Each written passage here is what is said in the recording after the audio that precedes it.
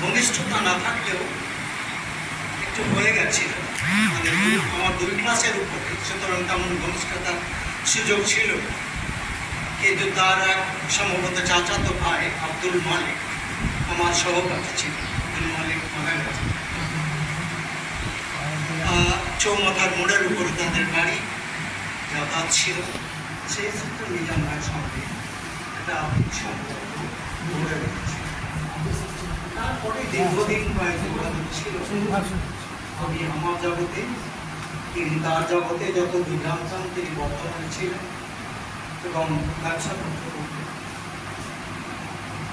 ব্যবসায়ী সাহিত্যিক এই বিষয়টা আমার মনে হচ্ছে যে নিজাম ভাই অনেকের পূর্বসূরি। এখন পশ্চিমবাংলার একজন নামকরা সাহিত্যিক ইসমাইল দরবেশ, তার দুখানা উপন্যাস অত্যন্ত জনপ্রিয় হয়েছে এবং একটি তালাশনামা তার ইংরেজি অনুবাদ হয়েছে, আর একটি হয়তো অনুবাদ হয়েছে, তিনি বিখ্যাত হয়েছে। কিন্তু এস এম নিজামুদ্দিন তারও বহু আগে এই কাজটা শুরু করেছিলেন। এই তল্লাটে তো নয়, সারা পশ্চিমবাংলায় এরকমের একজন ব্যবসায়ী মানুষ তিনি সাহিত্য করেছেন এরকম বই তার আগে আমার চোখে পড়ে। আর ব্যবসায়ী বলতে আমার নিজের খুব খারাপ ধারণা ছিল। মানে আমি জমিপুর হাই মাদ্রাসে আসতাম, জমিপুর বড় ছিল তখন, খুব নাম করা ব্যবসা কেন্দ্র। তাদের সম্পর্কে, তাদের অনেকের সম্পর্কে আমাদের খুব ভালো ধারণা ছিল। আব্দুল লতিফ সাহেব ছিলেন খুব বিখ্যাত মানুষ, মানে সম্ভবত 3 বা 4 দশকের বিএসসি। তো তিনি চাকরি করেননি, তিনি সেকালের বিএসসি, মানে তিনি অনেক বড় জায়গায় পৌঁছাতে পারতেন। কিন্তু বরিশালের মুদিখানা দোকান তিনি চালাতেন, অত্যন্ত বিনয়ী একজন মানুষ।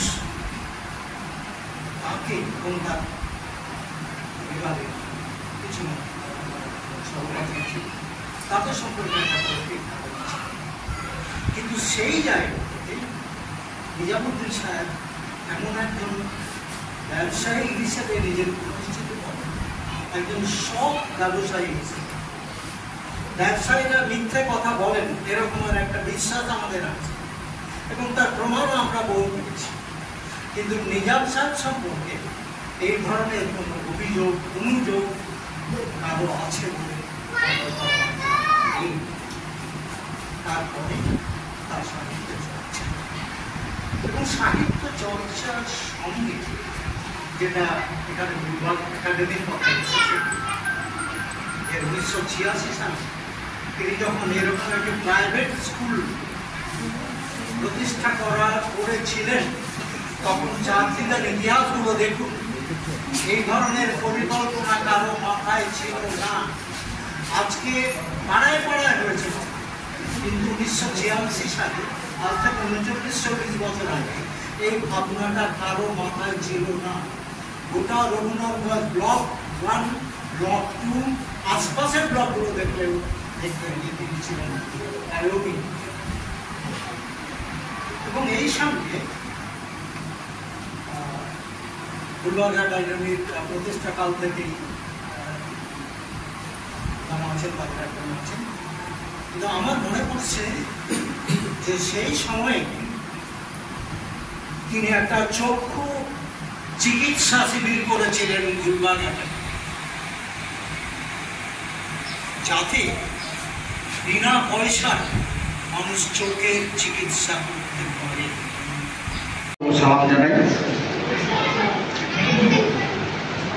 সর্বপ্রথম আমি যেটি বলবো যে আমরা একজন ভালো মানুষকে হারিয়েছি। একজন খুব ভালো মানুষ ছিলেন, আমি কয়েকবার তার সঙ্গে সাক্ষাৎ করেছি এবং এস এম নিজামুদ্দিন সাহেবকে আমি খুব বেশি দিন আগে মানে চিনতাম না। প্রথম রাজেশ ভাই আমাকে প্রথম ওনার সম্বন্ধে বলেছিলেন যে উনি খুব অনেক লেখালেখি করেন। তারপরে আমরা এই গুলবাগ একাডেমিতে আমরা একটা সবাই এসেছিলাম, সম্ভবত সবুজ সমাজ বার্তার মুস্তফা শেখ করেছিলেন। তখন প্রথম পরিচিতি মানে আমাদের হয়, তবু তখন জানতাম না যে উনি লেখালেখি মানে এতটা করেন। তারপর রাজেশ ভাইয়ের সঙ্গে আমার যেহেতু প্রায় দেখা হয়, আড্ডা মারি আমরা, তো ওনার সঙ্গেই উনি প্রথম বলেছিলেন। তারপরে জঙ্গিপুর বইমেলায় প্রথম আমরা একসঙ্গে থাকি, সেখানে ওই রিটার্ন দিয়েও ছিলেন। তারপরে আমার অনুষ্ঠানের জন্য আমি ইনভাইট দিই সেখানে। তারপরে উনি মানে এক কথা বলতেই তিনি আমার অনুষ্ঠানে গেছিলেন। মানে একটা সাধারণ মানে খুব ভালো মানে ছিলেন, ভালো মনের মানুষ ছিলেন, সাধারণ লোক ছিলেন, এবং তার মধ্যে মানে একটু অহংকার বোধ ছিল না এটুকু। মানে আমার তো বয়স অনেক কম ওনারকে, তো এক কথা বলাতে তিনি রাজি হয়েছিলেন, আমার ওখানে চলে মানে গিয়েছিলেন। এবং আমি যে পত্রিকাটি সম্পাদনা করি, স্বপ্নের ভোলা সাহিত্য পত্রিকা, সেখানে তার লেখাও মানে ছিল একটি গতবার। হ্যাঁ, ভারসাম্য গল্পটি ছিল সেখানে। আমাদের দুটি গল্প দিয়েছিলেন, তো মানে একটি গল্প একটু বড় হয়, আমি বলেছিলাম যে গল্পটি মানে ছাপি, তো উনি বলেছিলেন ঠিক আছে, তোমার যেটি ভালো লাগছে সেটি নাও। তারপরে ওনার বেশ কয়েকটি বই আমাকে দিয়েছিলেন, বইগুলো আমার কাছে আছে, পড়েছিও। তো আমি মানে ছোট লেখার জন্য আমি কবিতা চাইছিলাম অ্যাকচুয়ালি। তো উনি বলেছিলেন যে কবিতা মানে আমি লিখেছি যদিও, কিন্তু কবিতা লিখতে খুব একটা ভালো লাগে না বা স্বাচ্ছন্দ্য বোধ করি না, আমি গল্প লিখতে ভালোবাসি, তো তুমি গল্পই নাও। তারপর আমাদের অনুষ্ঠানেও মানে কবিতা পাঠ করতে বলেছিলাম, কিন্তু তিনি গল্প পাঠ করেছিলেন। মানে গল্প প্রতি তার একটা আলাদা ভালোবাসা ছিল। আর রংধনু পত্রিকা সম্পাদক আছে, তার গল্প এইগুলো আমরা শুনলাম, অসাধারণ সব লাইনগুলো আপনারা সকলে শুনলেন। তিনি খুব ভালো গল্প লিখেছেন এবং সে সঙ্গে আঞ্চলিক ইতিহাসটিও তুলে ধরেছেন। তার স্মৃতির সঙ্গে জড়িত যে ইতিহাস, মানে এটা একটা ইতিহাসই বলে। তিনি বড় হয়েছেন ছোট থেকে যে সব এলাকায়, সেগুলো তিনি তুলে ধরেছেন। শিকুরের খোঁজে নামে যে বইটি আছে। আর আরেকটি তিনি আমাকে বলেছিলেন, কয়েক মাস আগে আমি তার বাড়ি এসেছিলাম, যেহেতু আমার শ্বশুর বাড়ি এখানে মন্ডলপাড়া, তো আমি এখানে গেলেই মানে ওনার কাছে মানে দেখা করতাম পরিচয় হওয়ার পরে। প্রায় ওনার সঙ্গে মানে ওর বাড়ি আসতাম, হ্যাঁ, একসঙ্গে একটু আড্ডা আমার গল্প টল্প হতো। রাজেশ ভাইও থাকতো মাঝে মাঝে।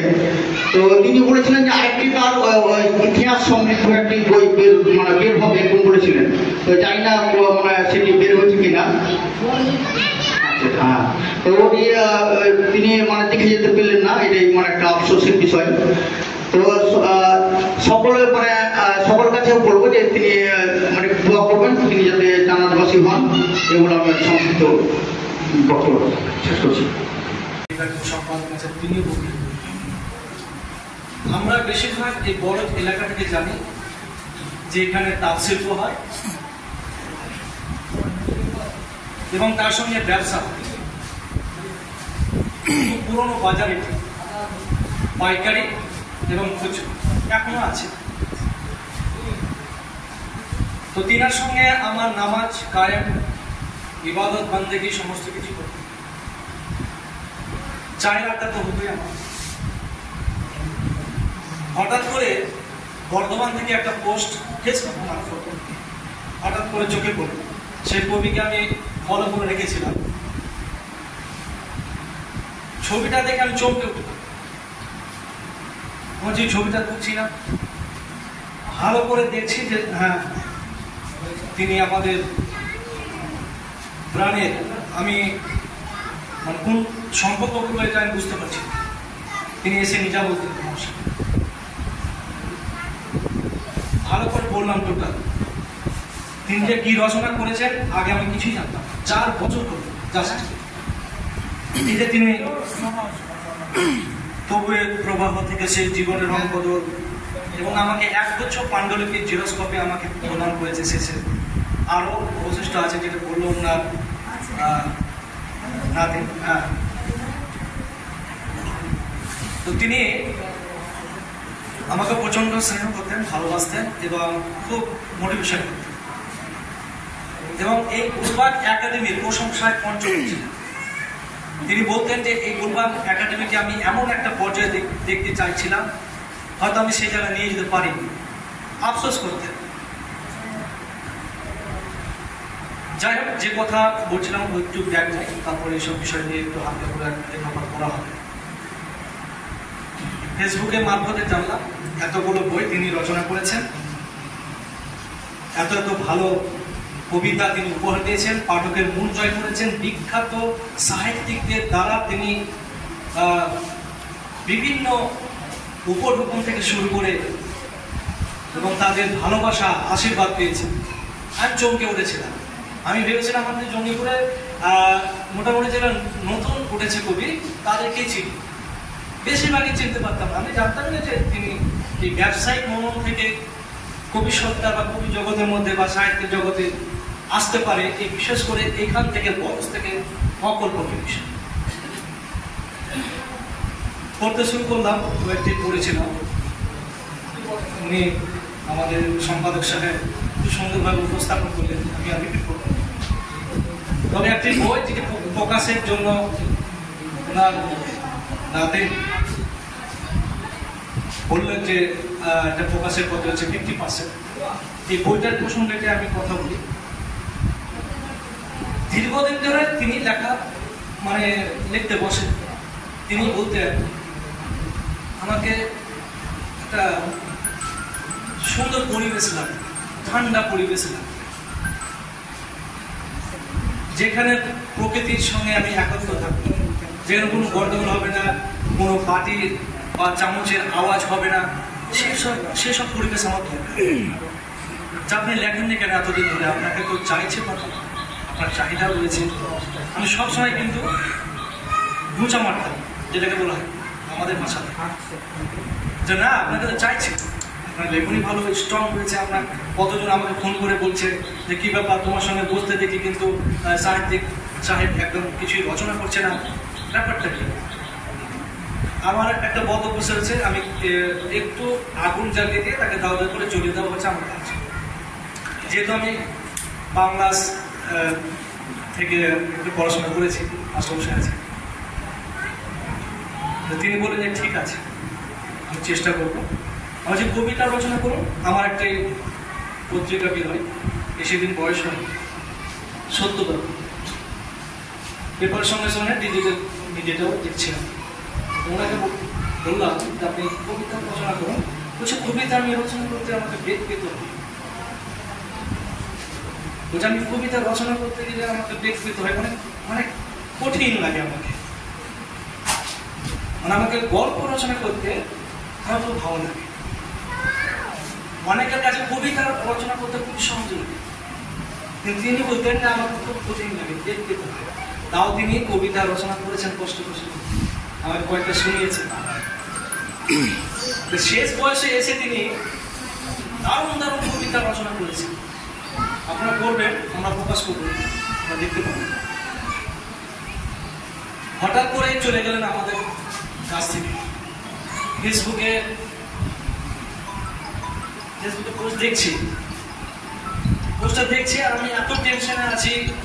মোটামুটি একদিন তার আগে থেকে প্রচুর টেনশনে ছিলাম, পারিবারিক টেনশন এবং সামাজিক টেনশনে ছিলাম। আসছে আর স্ক্রল করে উঠে দিচ্ছি, মানে আমি জানি না যে তিনি মারা গেছেন, অথচ আমার খুব কাছে। এমন একটা সময় এসেছে যে মাটি হয়ে গেছে, তারপর আমি 2 ঘন্টা পর জানতে পারছি যে দিনের মাটি হয়ে গেছে। আমি মাটি দিতেও পারি না। বেশি দিন আসি, আমার বাড়ি ভৈরবকুণ্ডা মোহনা অঞ্চলের সাগরদিঘি থানার, সেখানে থাকতাম। বছর 12 এখানে এসেছি। তখন থেকে যেহেতু আমরা এখানে লেখালেখি করি, সেই যারা একটু লেখালেখি করে তাদেরকে একটু খুঁজে খুঁজে বের করার চেষ্টা আমাদের থাকেই। তো হঠাৎ করে এখানে একটা জনসংখ্যা সিপিএম পার্টি অফিসে আর না হয় গভীর সাহেবের কোনো অনুষ্ঠানে মিজান সাহেবের সঙ্গে আমার, তখন আমি একটু কবিতা লিখি, উনি গদ্য লেখেন। তা আমার কবিতা শোনার পর উনি আমাকে কাছে ডেকে নিলেন। ডেকে নিয়ে আমাকে জিজ্ঞেস করছেন, ভাই আপনার বাড়ি কোথায়? আমি বাড়ি, ওনাকে আমি আমার পরিচয় দিলাম। পরিচয় দেওয়ার পর থেকে উনি এত আন্তরিক এবং এত ভালো মানুষ যে আমাকে এত তাড়াতাড়ি তিনি আমাকে কাছের মানুষ বানিয়ে ফেললেন। এই যখনই কোনো অনুষ্ঠান হতো বলতেন, সালাম ভাই আমাকে একটু নিয়ে চলবেন, আমি আপনাকে এপার থেকে ওপার হয়ে যাবো, ওপার থেকে নিয়ে যাওয়ার দায়িত্ব আপনার। সে বিভিন্ন অনুষ্ঠানে ওনাকে নিয়ে গেছি। ওনার যে সৃষ্টি, সেই সৃষ্টি আমাকে দেবো বলেছিলেন ওটা কয়েক বই, হয়তো তেমন সুযোগ হয়নি, আমি সেই বইগুলো পড়ে উঠতে পারিনি এবং তার মানে কেনাও আমার কাছে সম্ভব হয়নি, যেহেতু কোনো মেলাতে তিনি এইভাবে বিক্রি করেননি। তা এই যে এমন একটা ভালো মানুষ এবং তিনি শিকড়ের খোঁজে প্রত্যেকটা জিনিসকে এত সুন্দরভাবে বর্ণনা করতে পারতেন, যে বর্ণনা আমাদের দ্বারা সম্ভব হয়নি কোনোদিন। তার গল্প যখনই পড়েছি, একটা অনুষ্ঠানে কবিতা পড়ার জন্য সময় দেওয়া হয়, 1 মিনিট থেকে 2 মিনিট লাগে একটা কবিতা পড়তে, সময় আমরা পেয়ে যাই। কিন্তু যেহেতু উনি গল্প করবেন, তখন সবাই আমরা মুখ ছেড়ে নাক ছিটবে, কিন্তু না, যখনই নিজাম সাহেব তার গল্পের শুরু করেছেন মন দিয়ে, সবাই যেন এবারে পিন পড়লে যেমন শব্দ হয় না, মানে হয় ততটুকু শব্দ কিন্তু কোনো অনুষ্ঠানে আমি দেখিনি। নিজাম সাহেবের বলার ভঙ্গি, নিজাম সাহেব তার প্রমাণ। আমরা আমাদের খুব কাছের মানুষকে হারালাম, তার কাছে তিনি যদি আরো দিন আমাদের কিছুদিন থাকতে পারতেন, তাহলে আরো অনেক সাহিত্য, গল্প, উপন্যাস তার কাছে আমরা পেতাম। আমাদের দুর্ভাগ্য, তিনি চলে গেছেন। আর ছোট্ট একটা কথা বলবো, সেটা হচ্ছে তিনি প্রচার, কলকাতার অনেক পত্রিকাতে ছাপানো হয়েছে, কিন্তু তাকে যে স্বীকৃতি দেওয়ার দরকার ছিল, সেই স্বীকৃতি তিনি আদায় করে নিতে পারেননি, হয়তো তাকে আদায় করতে দেওয়া হয়নি। সে অনেক কারণেই থাকতে পারে, কিন্তু এত বড় সাহিত্যিককে আমরা হারালাম, আমাদের দুর্ভাগ্য।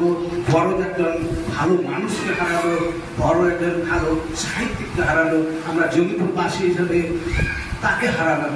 এই যে কত বড় বেদনা, তা বলে বোঝানো যাবে। এই সংক্ষিপ্ত বক্তব্য বলে আমি আমার সংক্ষিপ্ত বক্তব্য এখানে শেষ করছি।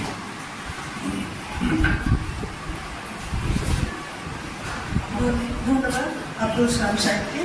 এবার আমি ডেকে নিচ্ছি যাচ্ছি। বয়সে আমার সবাই ছোট, তারপরে সবাই আমি বেশি না, পয়েন্টে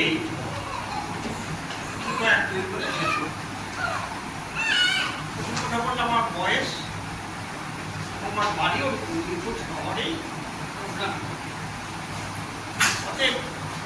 আমি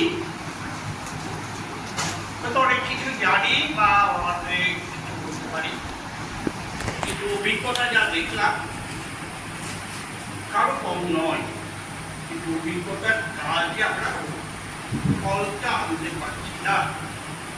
একটু অনেক কাছের কথা হলো, তার সকালে হয় না, লক্ষ্য হয় যেমন সাহেবের সাথে বলতে ওর লেখা কৃষি করবেন, জানেন, আমি যেমন জানি তা নয়। জানুন সাহেব ওর লেখা থেকে একটু পড়ে শোনালেন, করেন যে পৃথিবীর আর সমাজ আমাদের পরপর পরপর খাওয়াতেই আছে, এই চলছে, শুধু মানুষের নয়, মশা থেকে ব্যাং থেকে বা আজ পৃথিবীটাও তাই। রাষ্ট্র সম্পদ একটা আছে, সেটা কোনো মূল্য নেই। আমরা জবান আমরা যা দেখছি, ওইগুলো দেখছি, সেটা বড় খবর এবং যুদ্ধ একটা প্রকৃতিতে যুদ্ধ ঢুকছে। ঠিক ওই সাপের মতো খাওয়া, সেই জিনিসটা সংক্ষেপে নিজাম সাহেব তুলে ধরেছে গল্পে। ভাবুন দেখি, সামান্য একটু ভাবলে ভালো হয়ে যাবে, ওটা ওই একটা লাইনে পৃথিবীর ছবিটা। আচ্ছা, ওটা হলো দ্বিতীয়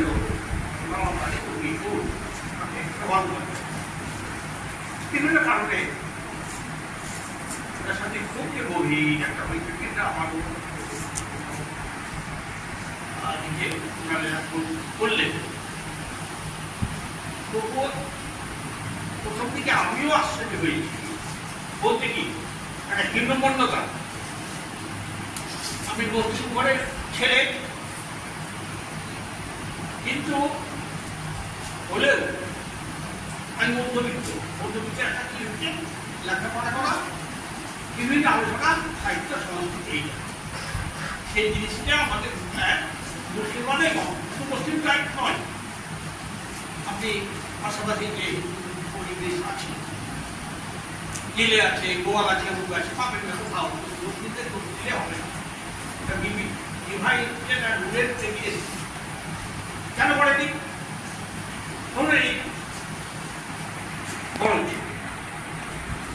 কলেজে গরিব আছে, কিন্তু আমার মনে হয় না যে গরিব যেটাকে বলি সেটা কলেজে কখনো ছিল। এর আগে স্কুল অনেকদিন আগে, ব্রিটিশ আগে এই স্কুল থেকে অনেকে পড়াশোনা করেছে। আমার বাড়ি, আমার চাচারা, আমার বাবা এসব করেছে। এখনো অবশ্য আমার ছেলে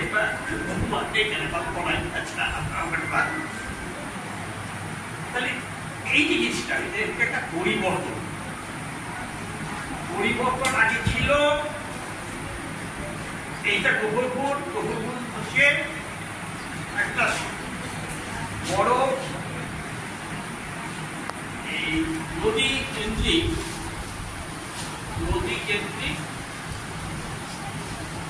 পোর্টের বলেছি, ইংরেজরা এদিকে এসেছিল, এই নদীর পথে এসেছিল, এসে যা কিছু তখন থেকে যেসব শিল্প থেকে আরম্ভ করে সব কিছু করছে, এই নদীর পথ দিয়ে পদ্মা দিয়ে মালদা গেছে। কিন্তু পরবর্তীকালে এটা হলো কি, ইংরেজের পরে রুল আমরা যা জানি, যারা এখন তো সব অনেকের পড়াশোনা করছে, কিছু কিছু আগেও দেখা যেত মুসলিমরা শিক্ষাতে আসেনি, 150 বছর পিছিয়ে আছে। কোন শিক্ষা? সাথে বললেন ইংরেজি যে শিক্ষা আমাদের সাহিত্যটা কি ইংরেজি ধারণার সাহিত্য, তাকে সাহিত্যটা কি ফার্সি সাহিত্য অনেক উন্নত, আরবি সাহিত্য অনেক উন্নত, ইংরেজি কি তার থেকে অনেক আগে। কিন্তু আমার এইটাও আছে, মুসলিমটাকে আজকে মুসলিম আগের সাথে একটা কথা বলছেন, নিজে কি উনি বলছেন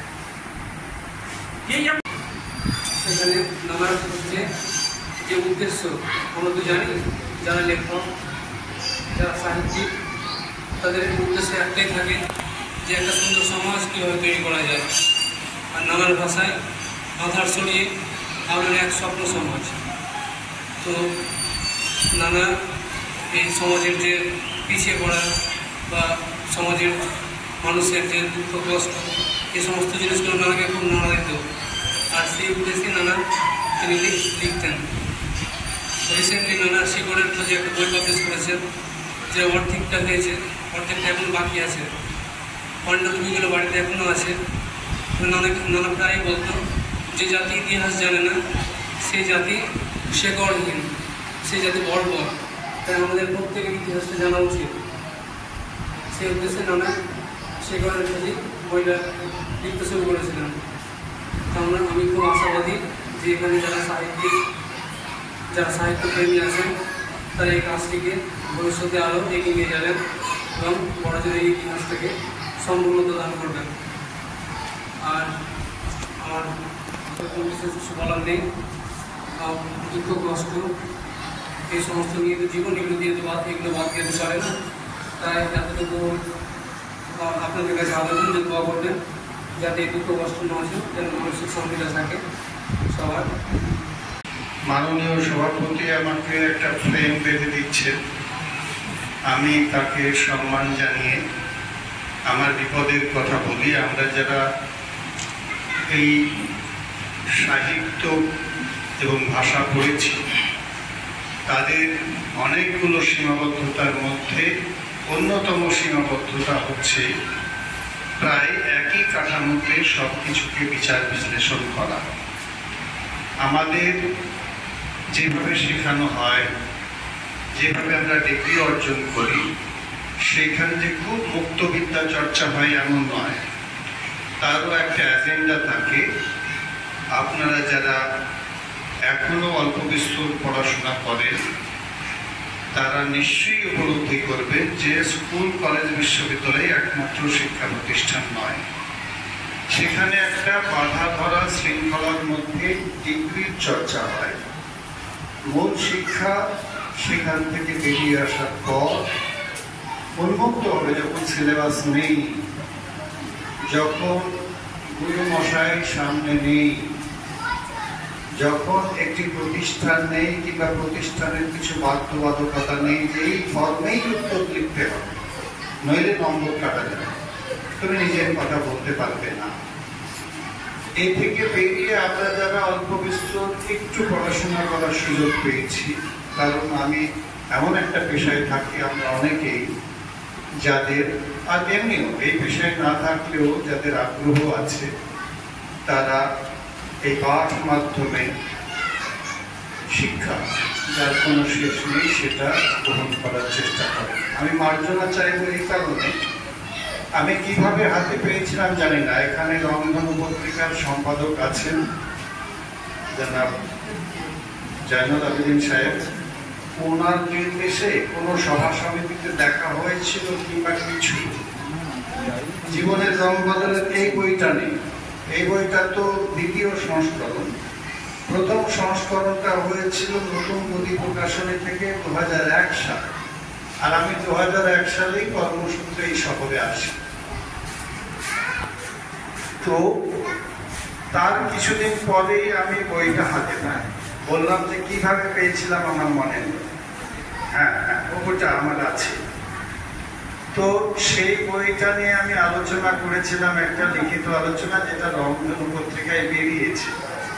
আমি সেইটা এখন পেলে ওই লেখাটা পুরো একদম বাদ করে দেবো। ওই লেখাটা আমার হয় না, আসলে এইভাবে লেখা যায় না। এইরকম যারা সাহিত্য চর্চা করেন, শুধু সাহিত্য চর্চা করেন না, আদতে শেকড়ের সন্ধান করেন। আদতে যে কথাটি আমি ঘুরে ফিরে বলি, নিজামদার সাথে আমার একটু ঘনিষ্ঠতা ছিল পরবর্তীকালে, এটার সূত্রেই কিন্তু এই গল্পে যে লেখক, তার সাথে আলাপ করব এই সুবাদেই তার সাথে আমার একটু উঠা বসার ঘনিষ্ঠতা। তো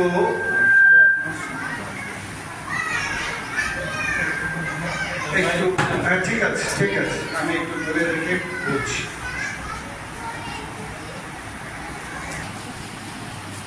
তিনি একটা আন্দোলন করছেন। আসলে তিনি সোচ্চারে কোনোদিন বলেননি এই কথাটি। এই যে গোলবাগ আকাদেমি, এ আর 5টা শিক্ষা প্রতিষ্ঠান নয়, এটা একটা আন্দোলন।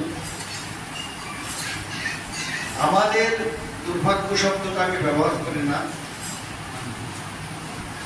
ওই সম্মানী না বলে ব্যবহার করি না, কিন্তু আমাদের এটা ইতিহাস।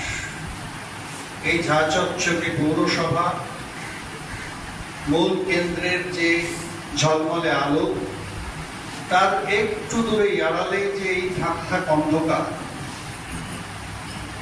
বিশেষ বিশেষ অঞ্চলে, এখানে আসতে কি আজও লক্ষ্য করলাম একটা স্কুল চলে, এখানে বাচ্চাদের স্কুল, খুবই গুরুত্বপূর্ণ একটা ব্যাপার।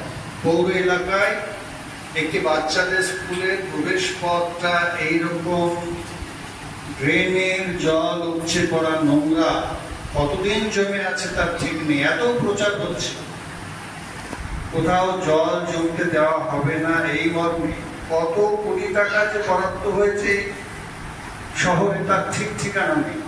আপনারা জানেন যে গুরুত্বপূর্ণ একটা কেন্দ্রীয় প্রকল্প অভিজিৎ বাবুর সুপারিশে এই পৌরসভা পেয়েছে।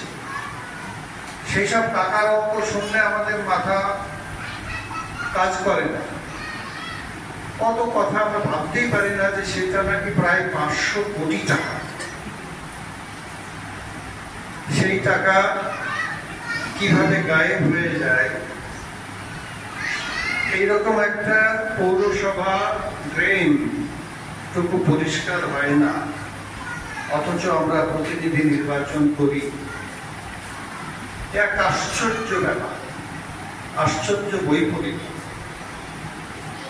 যে একটা বাচ্চাদের স্কুল ন্যূনতম যে স্বাস্থ্যবিধি, ফলে এসএন নিজামুদ্দিনকে প্রায় আমি মনে করি দারিদ্র সীমার কাছাকাছি থাকা একটি মানুষ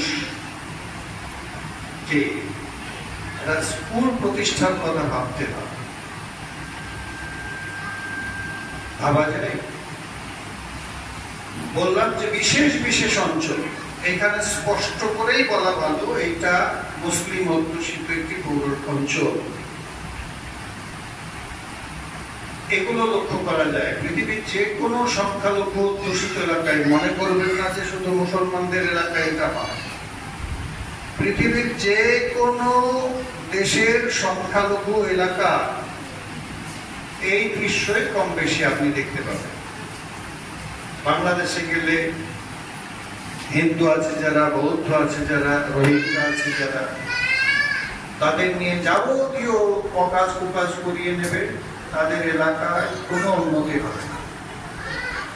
শিক্ষা তো দেওয়াই হবে না, কারণ সেই কাজ করে নেওয়া যাবে না। ভোটের সময় শুধুমাত্র হচ্ছে একটুখানি আশকারা দিয়ে মাথায় হাত বুলিয়ে কিছু উপঢৌকন বিভিন্ন ফর্মে দিয়ে তাদেরকে তাকিয়ে দিয়ে গুছিয়ে নিয়ে যারা ক্ষমতায় আসবে তারা কাদের প্রতিনিধিত্ব করে আমরা জানি, এই পৌরসভায় থেকে জানি, এই রাজ্যে থেকে জানি, এই দেশে বসবাস করে জানি। পৃথিবীর সম্বন্ধে অল্প বিস্তর আমাদের যাদের আগ্রহ আছে তারা বিরক্ত হচ্ছে। তো বলছিলাম যে আমি এই লেখাটা তুলে নিতাম, লিখে নতুন করে লিখতাম। এই লিখতাম কথাটা বলছি এই কারণে আমার এখনো মনে হয় যে নিজামদার এই যে কাজ, আমাদের যদি আজকের এই স্মরণ সভার প্রধান দায় এসে থাকে, তাহলে এই কাজগুলোকে নিয়ে আরো নিবিড়ভাবে আমাদের গবেষণা করা। এই গবেষণা কিন্তু প্রথাগত বিশ্ববিদ্যালয়ের শৃঙ্খলা মেনে গবেষণা নয়। আমিও করেছি গবেষণা, আমিও ডিগ্রি পেয়েছি, কিন্তু সেটা নয়। তার একটা ফ্রেম থাকে, বাধ্যবাধকতা থাকে, এর মধ্যেই করতে হয়, সময়সীমা থাকে। কিন্তু আমি যেটা বলছিলাম, যখন আমি সেই থেকে দূরে চলে এসেছি, যখন অল্পবিস্তর আরো ভিন্ন ধারণাগুলো নিয়ে, ভিন্ন চিন্তা নিয়ে একটু লেখাপড়া করার সুযোগ পেয়েছি, তখন জেনেছি যে একই ফর্মে সবকিছু আলোচনা করা যায় না। গল্প আমি যেটা পড়ে এসেছিলাম, যে আপনারা জানবেন যে গল্প সাহিত্য একটা পাশ্চাত্য ধারণা। আমাদের দেশটা তো চিরদিনই পশ্চিমের অধীনে ছিল না। আমাদের হাজার হাজার বছরের ইতিহাস। ইংরেজরা কবে এসেছে? এই তো কম বেশি হচ্ছে 200 বছর। তার আগে তো ভারতটা ছিল, মঙ্গলরা ছিল, স্থানীয় রাজারা ছিলেন, তাদের শাসন ছিল। এই রাজারার কথা বাদ দিলাম, মানুষ একইভাবে কৃষিকাজ হতো, একইভাবে প্রয়োজনে এক জায়গায় থেকে আর এক জায়গায় যাওয়া হতো। সে নৌযোগে যাওয়া হতো, নৌকাযোগে, কারণ নদীমাতৃক আমাদের দেশ। এই ঘরে বসে ট্যাপ খুললেই হচ্ছে জলের সংস্থান ছিল না। আমরা নদীটাকে সেইভাবে রক্ষা করতাম, জলাশয়কে সেইভাবে রক্ষা করতাম যে সেই জল পান করা যেত। আমি একবারে পুরো থুথুলে হয়ে যাইনি, আমার 55-56 বছর বয়স। আমি নিজে নদীর ধারের মানুষ, জল খেয়েছি, নদীর চেষ্টা পেয়েছি, নদীতে অনেকক্ষণ আছি, স্নানে নেমে উঠছি না, কিংবা মাছ ধরছি, কিংবা নৌকো বাইছি, দীর্ঘ সময় চেষ্টা পেয়েছি। বোতলে করে জল নিয়ে যাওয়ার কনসেপ্ট আমাদের সময় ছিল। তাহলে জল দূষিত করে যে জলের ব্যবসা চলছে, পুরোটা ব্যবসার সঙ্গে যুক্ত করে যা চলছে পৃথিবীতে, তার একটা বিকল্প পৃথিবী আছে, যেটা ছিল আমাদের। এই যে সম্প্রতি শামসুরগঞ্জে যে ঘটনা ঘটল, আমাদের কালকে একটি হচ্ছে কনভেনশন আছে ওই এলাকায়, ঔরঙ্গাবাদে, এবং মৈত্রী মিছিল আছে, করতে হচ্ছে আমাদের এই কারণে যে যাদেরকে আমরা আমাদের নিরাপত্তার দায়িত্ব দিয়েছি, আমাদের জনপ্রতিনিধি, আমাদের সরকার, আমাদের পুলিশ প্রশাসন, তারা দায়িত্ব পালন করছে না। তাদের সুপরিকল্পনায় মানুষের সম্পর্ক মিশিয়ে যাচ্ছে। আমি যার সঙ্গে এতদিন ধরে ওঠা বসা করলাম, কোনো সময় সম্প্রদায় পরিচয় একমাত্র পরিচয় হয়ে ওঠেনি। একসাথে খাওয়া দাওয়া করিনি, আলাদা কথা, আচার বিচার বিশ্বাস সংস্কার সে ছিল, কিন্তু এত ঘৃণা, এই সাম্প্রদায়িক ঘৃণা যাকে বলে, এখন ধর্মচর্চার অন্যতম প্রধান কাজ হয়েছে যেন ঘৃণা ছড়ানো, বিদ্বেষ ছড়ানো। কে কত বেশি ঘৃণা করতে পারে, ক্ষতি করতে পারে, তাই যেন প্রধান উদ্দেশ্য হয়েছে। অথচ এতদিন ধরে বসবাসের ইতিহাস, তুর্কিরা আজকে এসেছে, ইতিহাস বলছে 800 বছর, ইতিহাসের প্রমাণ। ওই মরুদেশে এমনি চলে এলো আর আমরা জায়গা ছেড়ে দিলাম। তাদের অসুবিধা ছিল, আসতে হতো। তাদের দেশে যথেষ্ট এইরকম খাদ্য সম্পদ নেই, হাত বাড়ালে মানব সম্পদ নেই, তাদেরকে যেতে হয়েছে বিভিন্ন জায়গায়, যেভাবে ইংরেজরাও এসেছে। কিন্তু তারা একবার আপনার সিংহাসন ছেড়ে দেবো, এটা হয়? আমাদের থেকে নিশ্চয়ই সেই কৌশলে এগিয়েছিল।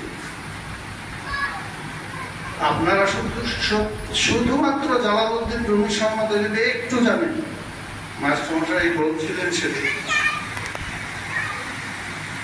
আমরা আচ্ছা যেটুকু জানি, কত বড় চিন্তাবিদ হলে, দার্শনিক হলে, প্রাজ্ঞ হলে এই সাহিত্য সম্ভার রচনা করে, তাহলে একটি সভ্যতার কতখানি উন্নতি হলে সেই কাল থেকে এইরকম একজন মনীষী, একজন কবি, একজন সন্ত, যা প্রভাবিত করছে পুরো বিশ্বকে, এই উপমহাদেশকে তো বটেই। তো কথাটা হচ্ছিল যে আমরা এতদিন এমনি আছি, আমাদের মধ্যে একসাথে বসবাসের সহনশীলতা নেই। আমরা